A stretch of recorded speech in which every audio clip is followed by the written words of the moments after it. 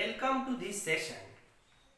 Dear students, today we are going to study about the seed and fruit formation. Seed and fruits, they are formed after the process of fertilization, that is in the post fertilization changes. Here the goal of reproduction in every living organism, including plants, is to create offsprings for the next generation. The plants can produce offsprings is by forming the seeds.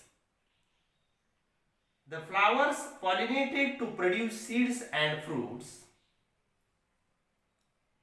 and seed development is initiated by fertilization.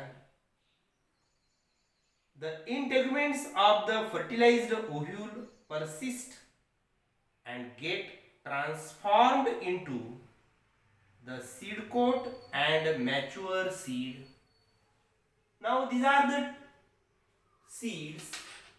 Here first maize seed, that is monocot, and this one is another, that is the bean seed, that is the dicot.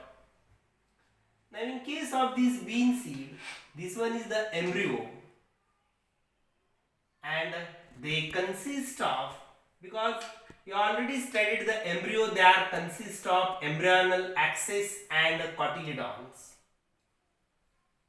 Here this seed, they consist of, these are the epicotyle, these are the hypocotyle. Now below this hypocotyle, this one is the radical part of the seed. These two are the cotyledons, and these outermost, these are this one is the seed coat. In case of the maize seed also, here there is a presence of a single cotyledon which is a shield shaped. It is known as a scutellum. This outermost is the seed coat and fruit wall of the grain. Now inner side to this seed coat, there is a presence of this aleurone layer, and inner side to this aleurone layer, this one is the endosperm, and embryo which consists of this plumule as well as the radical. Plumule, they are covered, this one is the plumule, and they are covered by the coleoptile, and these radical, they are covered by the coleorhiza. So these are the structure of the monocot seed, and this one is the structure of here the dicot seed. Now each seed, after process of fertilization, whatever the integuments they are present, suppose in a dicot there is a presence of two integuments, and that is in a biotechnic ovule. The outermost integument, after process of fertilization, they converts into seed coats. Outer seed coat, it is known as a testa,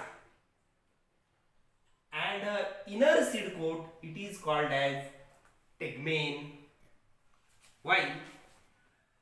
The nucleus in the ovule may persist as a thin papery layer. It is known as a perisperm. It is called as a perisperm. While in some of the seeds, the endosperm, they are partially utilized for the development of an embryo. Such seeds, they are known as endospermic seed. or it is also known as albuminous seed. Example: castor, coconut, as well as maize is the common example of endospermic or albuminous seed. In such seeds, at their maturity, seeds having the endosperm. In some of the other seeds, like the pea as well as B, endosperm they are completely utilized for the development of embryo, and such seeds they are known as non-endospermic or X-albuminous seed. Example: P as well as B. At maturity, here in such seeds, the endosperm they disappear or disorganize. Now, in the seeds, microphyll which persist in the form of a small pore, and now this is a small pore which is present for the entry of water as well as oxygen, and the fruit development is triggered by the hormones produced in a developing seed. After fertilization, the zygote is formed and ovary convert into fruit. Ovary wall develops into pericarp. Ovary wall develops into pericarp, and pericarp is basically three layers get differentiated in the fleshy fruits. The three layers like the epicarp, mesocarp, and sometimes endocarp. Now we will study the significance of seed and fruit formation. Now the first significance, that is, fruits provide nourishment to the developing seeds. Second, fruit protect the seeds in a mature condition.